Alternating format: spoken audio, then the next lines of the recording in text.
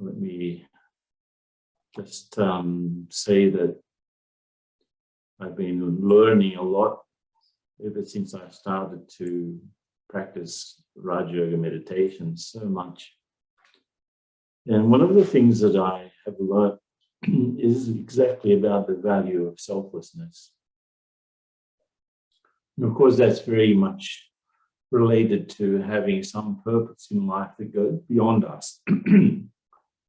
But we live in a world, in the modern times where so many, even important figures, are very narcissistic, very much self-centered. And I mean, everyone wants to take selfies, right? They want to take photos of their bodies, actually. You can't take a photo of yourself. So they're not really selfies anyway, they're just pictures of your body. But people are so self-centered because of many reasons: insecurity, a lack of purpose, a lack of a sense of meaning in their lives. And so we can see how, even though we understand the dictionary definition of selflessness, it means having little or no concern for the self and to act with the desire to help others without any desire for any reward, any compensation, just give. It's very much related to one of the main teachings from the Bhagavad Gita, which was that we can, through selfless service, really achieve a fruitful life. We can really fulfill our desires by paradoxically serving, giving, and not worrying about what's going to happen to us. And so we find very clearly that there are three ways that we can live our lives. And each one of you can think about how is it going for you. We notice that when there's no self-control, there's no inner calm, things happen in our lives that push and pull, taking us this way, taking us that way, and we sort of lose a sense of security, inner security, because we're always being pushed or pulled by external circumstances. Things happen. Because I don't have any control internally, things around me also happen without any control. And so we rush after things, we go here, we go there, we're like firefighters, that idea that you're all the time outside of the fire station fighting fires. And you probably know yourself, you know others, you know from your own life how that sort of a way to live is not very fulfilling, because we're always running after things. And unexpected things happen and we're unprepared. The second way that we can live our lives is through planning and projecting and trying to execute things. Like we start to prepare for some future event, we make the plan and so on. But halfway along, we realize the plan is insufficient. When I started to work in this area of strategic planning, I guess about 30 years ago, maybe, in those days, in a company, it was quite common to have 5-year plans or even 3-year plans. And then they had 2-year plan, then they had 1-year plan. And these days, it's very hard to plan for even 1 month, because the world that we're living in is becoming more and more complex and therefore more and more unpredictable. And of course, if you have a very clear plan, it's for sure something's going to happen, because we are surrounded by circumstances which are chaotic, they're all over the place. So anything can happen anytime to anyone. And so living life trying to plan for the future, and trying to be ready for anything, it's not always possible, because sudden things still happen even if you've been carefully planning things. So this second way of First way is anything happens because there's no control. Second way is there is some control, and so you've got some measure of preparation for things, but anything can go wrong also.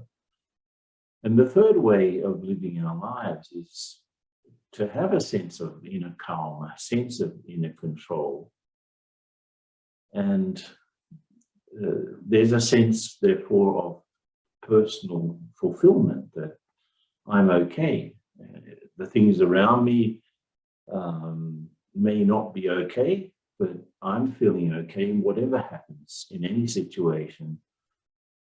And there's a sense of flowing with events rather than rushing after them. In the first case, there's just surprise and more lack of control. In the second case, there's surprise and you try to organize yourself according to this new circumstance. But the third way of living is to, you have a sense of inner control and a sense of inner calm. And the only way that you can do that is to follow that injunction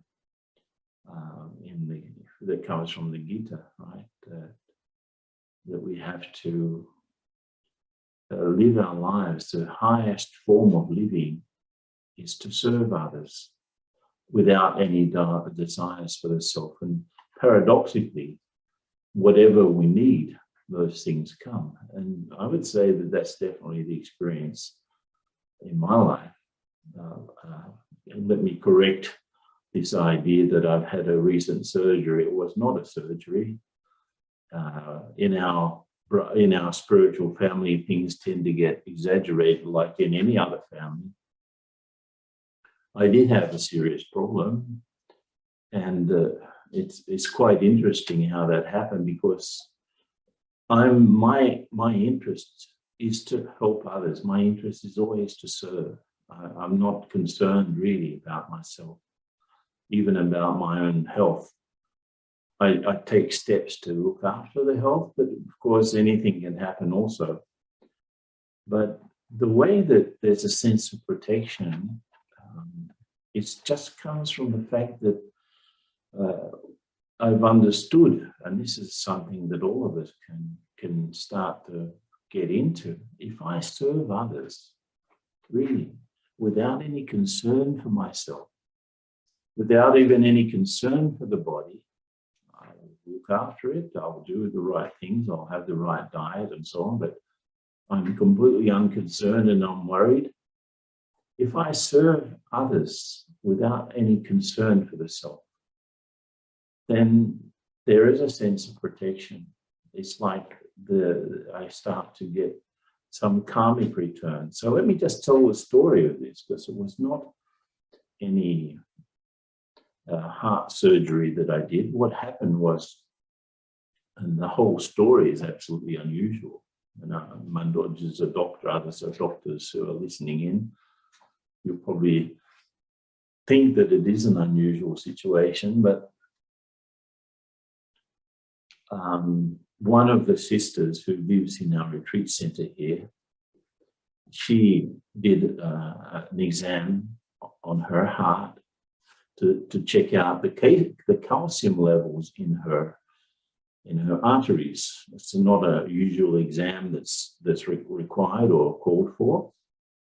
I had already done, just in April, an echocardiogram, and everything was fine. Everything was, quite reasonable. Very good result, actually. The doctor said, there's no problem here, you can carry on. I did the ECG, and even the one that you do on the treadmill, measuring the levels, and the ECG was completely okay. But out of curiosity, I had this touching, and this is how the divine starts to. I had this touching, and this is how the divine starts to get involved in our lives. And this one sister did this exam, and it showed higher levels of calcium in the arteries around the heart. So I said, okay, we eat the same food, we have the same sort of lifestyle. Let me also ask this. So I asked my doctor, can you prescribe an examination to check the calcium levels in the arteries around the heart. And that's what I did. And the result was not so good. And so he asked for another one, do what's called an angiotomography of the coronary arteries. And that did show quite a serious problem. So he said immediately, you have to do an angiogram. And so immediately I did an angiogram, and it did show that one of the arteries was completely blocked. And they didn't need to put in a stent, which is like to open up the artery a bit, because they couldn't. But that the heart had found an alternative route for the blood flow. And I asked the doctor who did this examination, is this usual? He said, it's not completely unusual. It's not completely usual. No, it's unusual. But you're okay. Everything is fine. So I did this procedure. So there was no surgery, just a simple procedure. It would have been an angioplasty, that would have been, they stuck in a stent, but they didn't need to. And so life is back to normal with of course, I have to control all this with the medicines. But you see how if I were listening to this story somewhere else, I would say, yeah, this guy has some divine protection. Because why would I have asked for the exam? Why? He said that the situation was such that I could have had a heart attack at any time. And so I asked for this special examination. I had this special sense of protection. I definitely attribute that to the fact that I'm involved in serving others, where my own concern is not for me, not for my body. My concern is to help others progress, to help others uplift themselves, to help others become a little bit happier, to help others to discover their own self-respect. And in that way, if my concern is help, I will be helped. That's how karma works, actually. And even since the beginning, I was asked to go to Brazil from our headquarters in Mount Abu in India. And of course, again, why would I go to Brazil? I had a very good job in Australia, very good living, you could say. I was already living in a centre. I was looking after. I started this centre in Sydney, in Australia, and then we started another centre in Melbourne, and I'd moved to Melbourne to help there, and everything was going ahead. I had a very good job, and then suddenly I was asked, would you like to go to Brazil? I said, why not? Okay, well, let me try. And there was an offer from someone in Brazil for me to come for 3 months. They would help for 3 months, and then I'd be on my own. So you can imagine, I went back to Australia, worked for a couple of months. I had enough money to get a ticket, plane ticket. But when I finally arrived in Brazil, I had only $200, but an incredible will to help others, to serve others. I had decided that my life is to, many people, they fight break their heads trying to understand what their purpose in life is. But for me, it was very clear. My purpose in life is to understand how things are, understand the truth behind everything, and to share that understanding with others. Ever since I was 20, I had that image that this is my life. My life is to try to understand the truth of things and share that truth with others. So I was living according to that. I was living according to that sense of purpose. So you can imagine, I come here, I had no desire at all to come to Brazil. I had no desire to see the sights. By the time I was 22, actually, I had already visited 40 countries. So I had a very good background, a very good education. I had no desire to do any tourism or anything. I'd seen everything. Imagine, I was 21 years old when I left Australia to see the sights, and I was only 23 when I started with Brahma Kumaris. And in those 2 years of traveling, I had seen everything from birth to death. You can imagine, I felt extremely old. I was only 23 years old physically, but I had enough. I just want to live a useful existence. I've got no desire to see anything, to do anything in this life. I'd seen it and done it all. I felt very old, and I was only 23. So if this invitation comes, would you like to go to Brazil to help out, to get some meditation center, Brahma Kumari center started? Why not? I already had that experience in Australia. And so I came, when I arrived in Brazil, I didn't speak one word of Portuguese, and hardly anyone speaks English here. Claudia will say that. And I just had $200, but I had just the desire to serve, And I had this experience from Sydney even, when Daddy Prakash Mani, who was our world director for many years, the leader of the Brahma Kumaris, and she passed on about, 15 years ago, I think. She was visiting Australia. This is in 1977, just 1 year after I'd started the centre there in Sydney. She was visiting that centre. It was the first Brahma Kumari centre that was non-Indian in the world. So I think she must have been curious to see how things were. And she visited us, and I had a chance. I had a good job. I had a chance to get a promotion, and that would, of course, mean more work, more paid work outside of the centre. And she said, "Don't even think about it. You are not responsible. This is not your centre. This is God's centre. You are just an instrument. Don't think that it's your responsibility. It's not your responsibility to get things happening. You're just the instrument.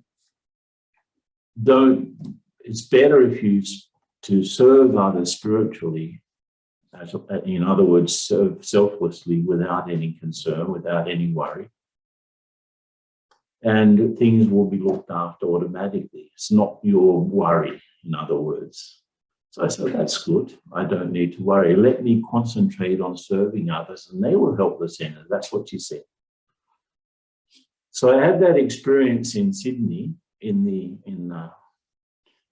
a very strong experience, and I concentrated on helping others, and the service really expanded. The work really grew, and everything was looked after quite nicely. I had no worry. Actually, from that time on, I never have worried about how I'm going to live. If I get everything I need, never have thought about it. So serving others selflessly has that benefit. You lose all sense of worry. And so I had that experience. I came to Brazil. I had hardly any money, and just had a will to serve. So I very quickly learned the local language, Portuguese, and then I started to get others involved by serving others from the heart. People wanted to cooperate. I had that definite experience. You serve selflessly. Matter will help in the form of money, even your body, even the energy you have, space you need. So it's like I had the experience, okay, I'm here to serve. And as if, okay, what do you need to serve? Matter comes up and says, what do you need? Oh, you need a space. Okay, here it is. People come along. You want to serve, okay, what sort of cooperation do you need from us? And so people came along, things started to happen. I had no sense that I was doing it. I was just watching the wonder of God hope happening around me as I moved towards serving others selflessly. Everything that I needed, everything that the service needed rather, came. So places and enough money, and never was my money, never was it my place. In fact, until now, I don't have any personal wealth. I have absolutely nothing in my name, but the work itself, we have in Brazil alone, we have maybe 20 big properties that people have donated. We have 3 retreat centers that people have donated so that the work can carry on. And so place and space and enough comfort, or whatever the nature wants to offer, is available. So definitely have that experience that when we are serving selflessly, we do not need to worry about how things are going to move or how things are going to work. This is definitely, I could say, from my experience. And I mean, there are some definite sorts of things that I can suggest. For example, we have to make the effort to selflessness implies being beyond your own ego. And of course, that's not 100% easy. Sometimes it's much easier than other times. But it's not what I want. It's what people need. That's what moves me. I'm moved by people's needs rather than my wants. That's probably the number one thing. Secondly, I have to develop a natural compassion.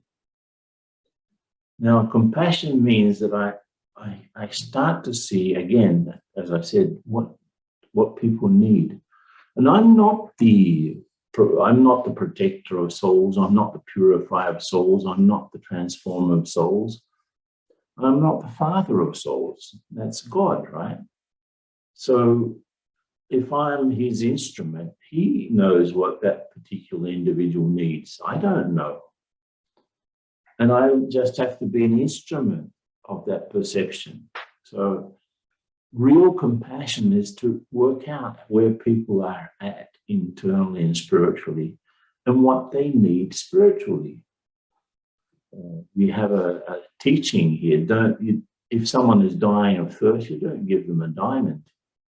You give them a cup of water. So I do not know what people need, but I'm an instrument of the one who knows what people need. So let me just pick up on that. Let me use intuition and not intelligence, not intellectual perception, and not even my own ego, what I think someone needs. And that's just a judgment, isn't it? I can be just looking at someone superficially. I'll give you an example. I was conducting a retreat in Peace Village in New York. We've got a beautiful retreat center, upstate New York, about 3 hours upstate near Albany in the Catskill Mountains. I was conducting a retreat there, and there was this woman. This must have been about 20 years ago, I suppose. 20 years ago. Even more, maybe 25 years ago. And there was a woman, an elderly woman. She was there to participate in this retreat that I was conducting. I can't even remember what the topic was. And she came up to me and she said, can I ask you a question? Do you think I can take benefit from this retreat because I'm an atheist? She said. And I was what does she mean? It turns out that she had been a victim of the Holocaust, in Nazi Germany. She was just a little child, and her family was taken to a concentration camp. All her parents and her siblings were killed, exterminated, except for her. And she said, I can't believe in a God who would allow that to happen. Because as you know, the idea that Jews have of God is that he has a special consideration for the Jewish people. And she said, I can't believe in a God who would allow such a terrible thing to happen. I lost my whole family. They were slaughtered by the Nazis. There she is. She must have been 85, maybe 90 years old, and she was at this retreat. And I said, can we sit and talk then? And I said to her, look, I don't believe in a God like that anyway. I don't believe in such a God also. But let me tell you about the God that I believe in. If there is someone who allowed such a massacre to happen, of course, how could you believe in him? So I said, let me share with you what I think.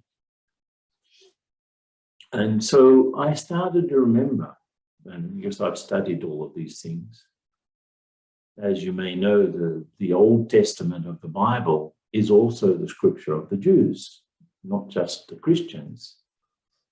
The Old Testament is also part of the Jewish sacred texts. Even as the ideas in the Old Testament are also part of Islam, way, because Abraham, who figures mostly in all of those three traditions, is a patriarch of the different Semitic religions, and the Judaic Christian ethos goes all the way back to Abraham. So there's a book in the Old Testament, which is part of the Jewish tradition as well, called the Psalms. Psalms are like poems written to God. So I said to her, look, do you like this? So I was just picking up on that. You know this Psalm 23rd Psalm. It's one of the most famous ones. The Lord is my shepherd, I shall not want. And he leads me through the valley of darkness, and he will always be there to comfort me. So I recited that psalm to her. She said, I believe, yes, that God is my shepherd. How is he my shepherd? How does he lead me? So I started to share my experience. How is he my rod and staff? He's my backbone and support. Even though I'm going through the valley of the shadow of death, that's how the psalm says. Even if everything around me is wrong, God is there to give me support. And I asked him, that's the God. I said to her, that's the God I believe in. So I'm using some scripture that she knows to share my own experience. Because definitely that's the experience that I have as God's instrument for benefit, basically. If I talk about selflessness, I have to immediately translate that into being an instrument for benefit of others. And if I'm that instrument, why wouldn't I have the experience that he looks after me? That he's there to support me, there to guide me like a shepherd. The experience that I have is, everything is crazy going on around us. But there are two things that I can't forget, I can't leave aside. One is to see the essence of what's going on. There are different levels of seeing things. I can see the superficial, which is totally crazy at the moment. But I can see the benefit behind the situation. What is the benefit? What are the lessons that I have to learn? So I keep my focus on what is beneficial. And secondly, I keep my vision focused on the one who is a benefactor, which is God. Those two things. And I have the sense of everything happening as it should, you know. And you can see the contrast of that. As I said, those three levels, three ways of living. One is the just absolutely no control, no sense of calm, and things just pushing and pulling me.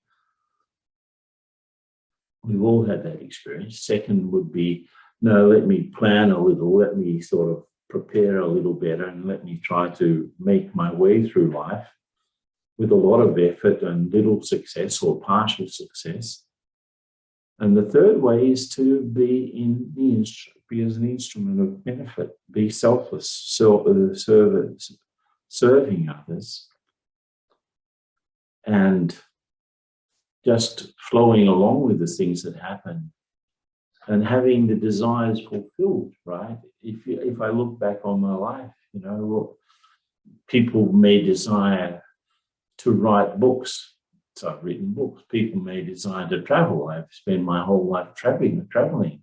But it's not been for my own interest, and I haven't written books just to make myself famous.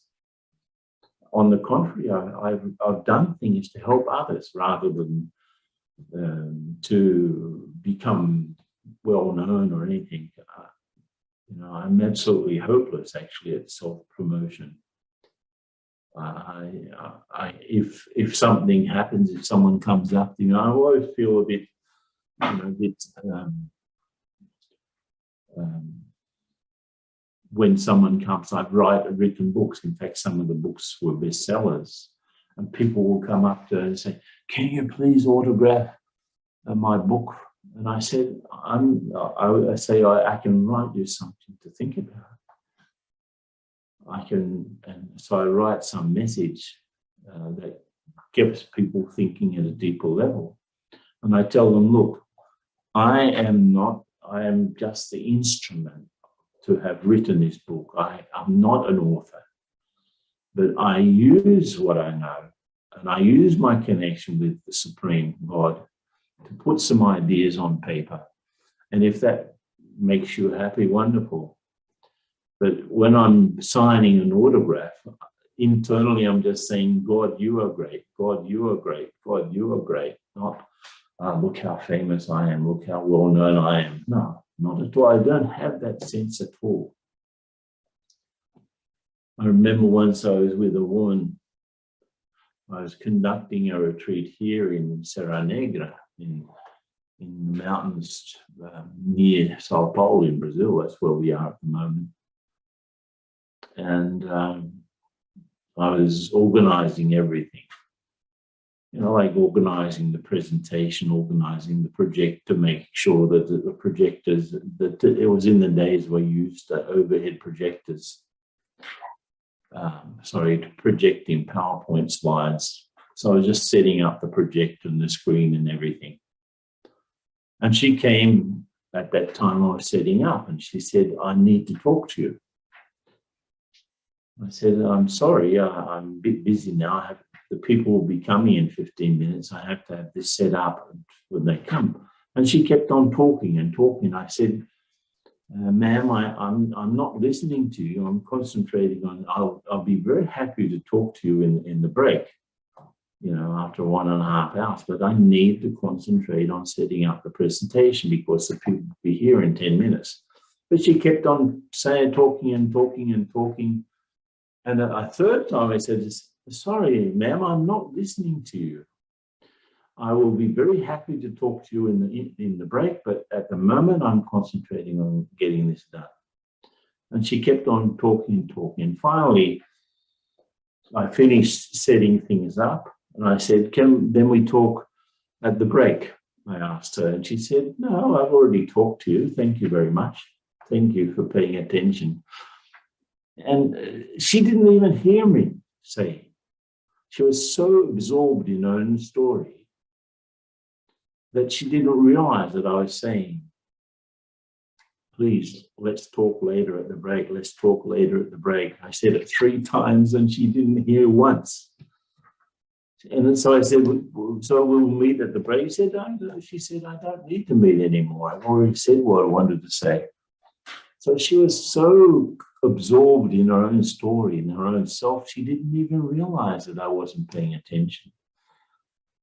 And I thought, wow, if you look at it, how much people are concerned about their families and concerned about their health and concerned about their finances and concerned about their professional recognition or whatever. So they're concerned about every little aspect of their life. They just go around and around and around in circles, thinking about the same thing, thinking about health, thinking about family members, thinking about their work, thinking about their money. When if I'm truly selfless and I'm just using whatever talents I have, whatever knowledge I have, whatever experience I have to share, to serve from, I do not need to be worried about anything. I do not need to be worried. I'm careful. That doesn't mean I'm careless. If I'm unworried, it does not mean that I'm careless.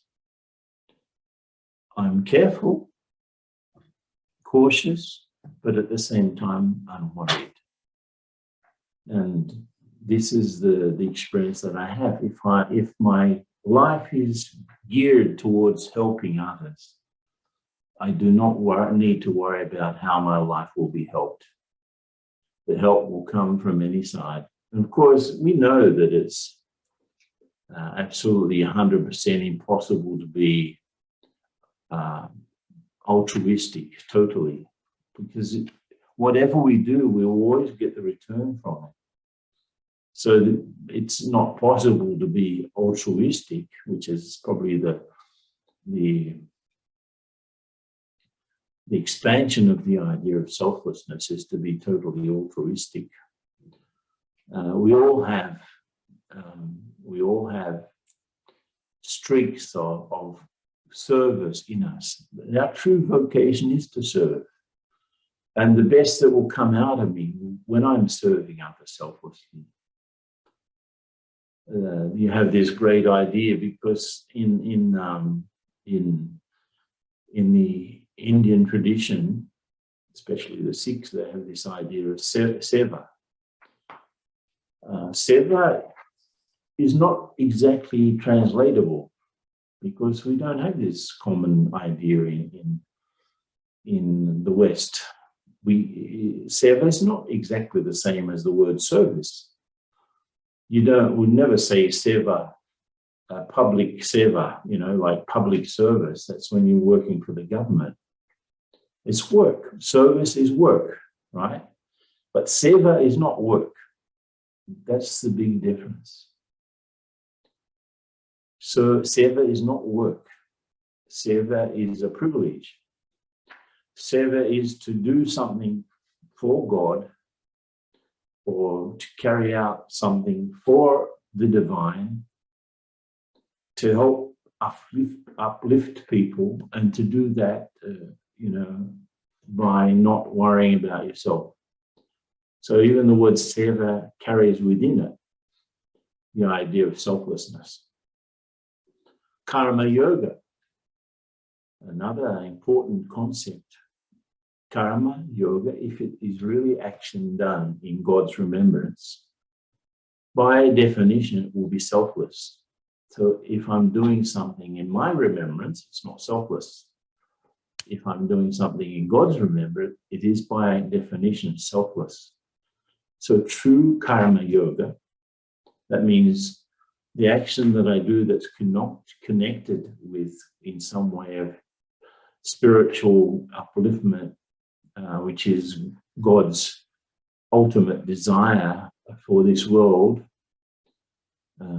If I'm doing things with that in mind, I don't need to worry about what's going to happen, or how is it going to happen, or how will I survive. It's not my concern. If I'm just and the idea is that the body without a soul is dead, right?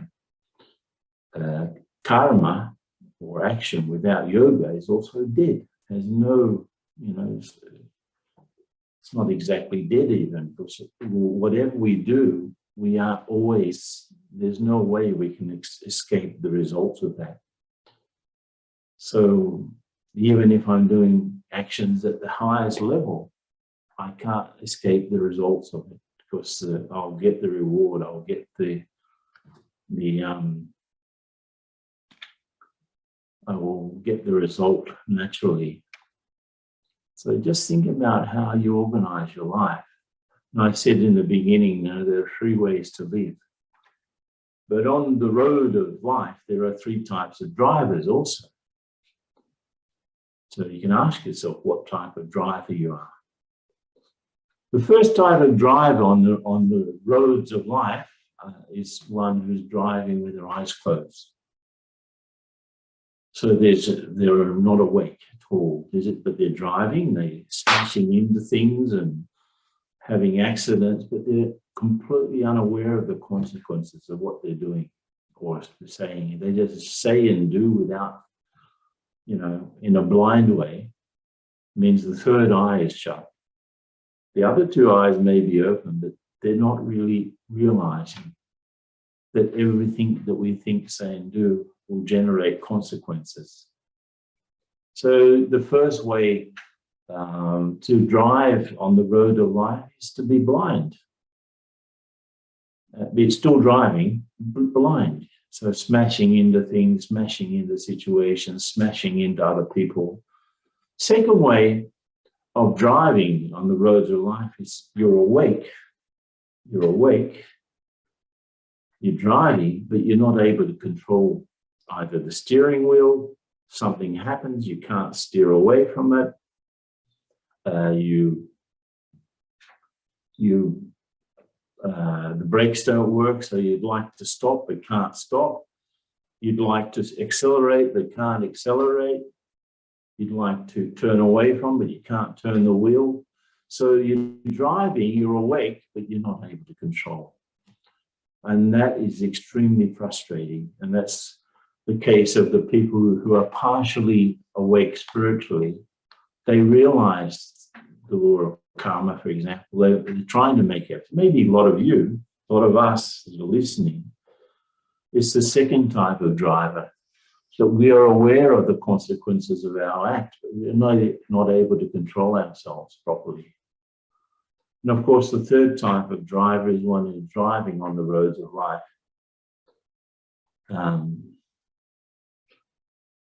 Driving along on the roads of life, but not only awake, aware, but also controlling the movements.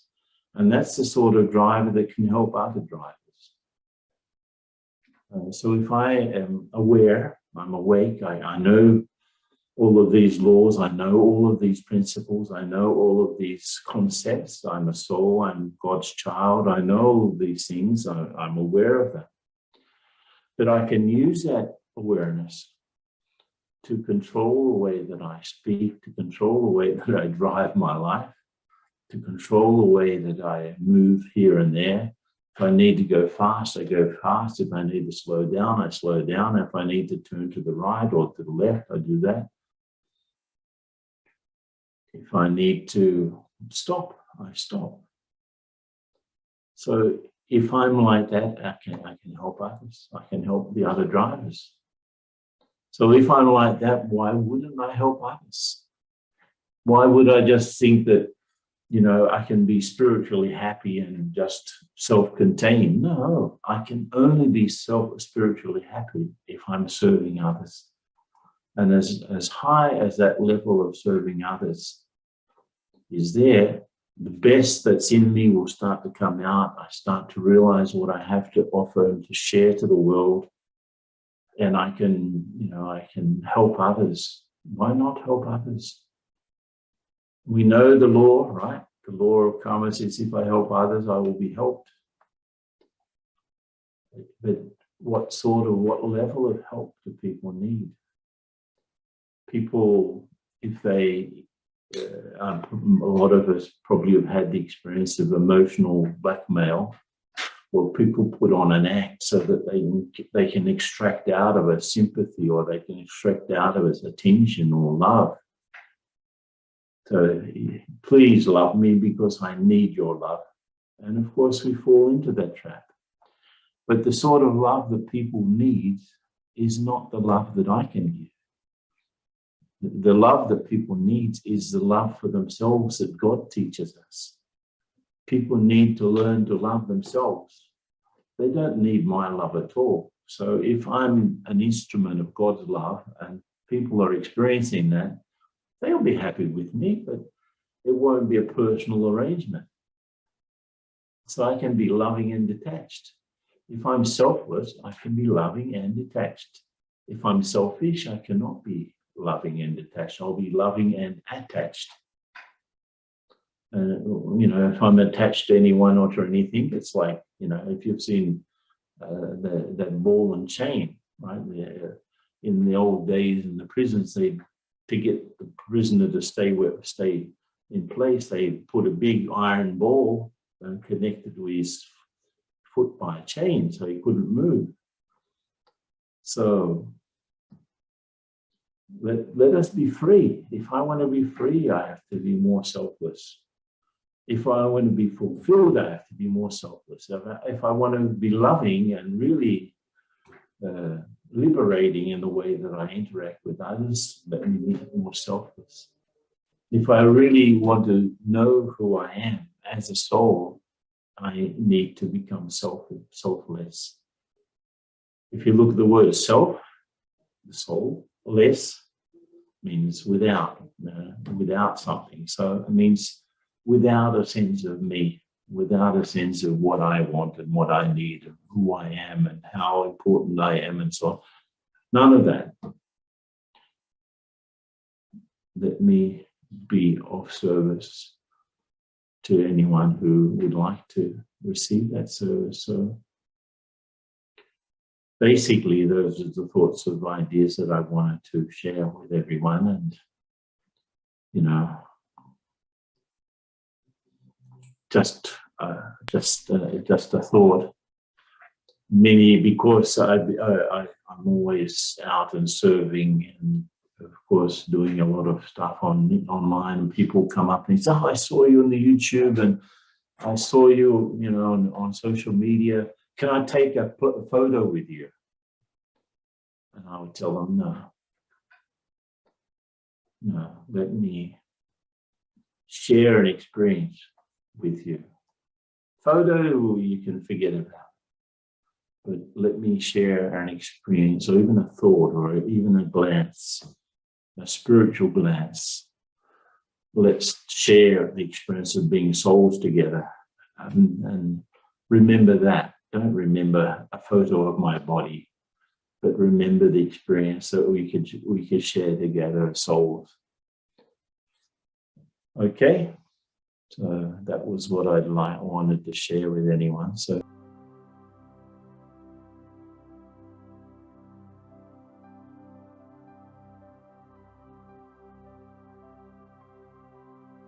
very royally on your seats, very calmly. And just be aware that there are two worlds. There's this physical world that we can see and touch and hear and feel through our senses. And there's a spiritual dimension beyond here, where we can be in touch with the Supreme Source. So internally I'm connected, because if my mind is open in front of a spiritual sun, not a bright sun like the physical sun, but a source of love and peace and power. So internally I'm receiving those qualities, and I'm sitting in this physical world physically, but I'm receiving that spiritual power. And I become like a tiny lighthouse shining in the middle of the forehead, just radiating those qualities and experiences. So let's sit in that silence and radiate that connection.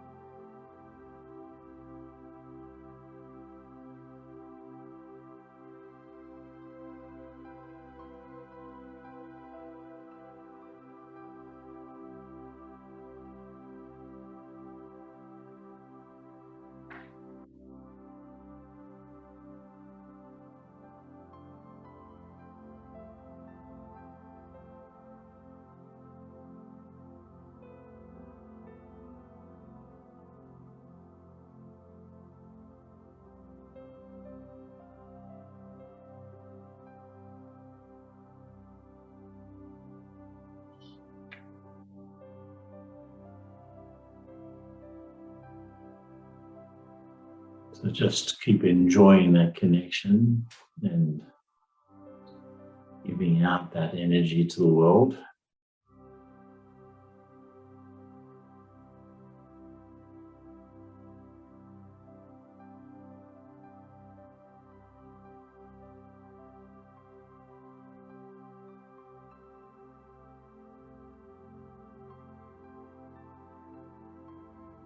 We come back to the physical world, refreshed and ready to be selfless service. So, Om Shanti.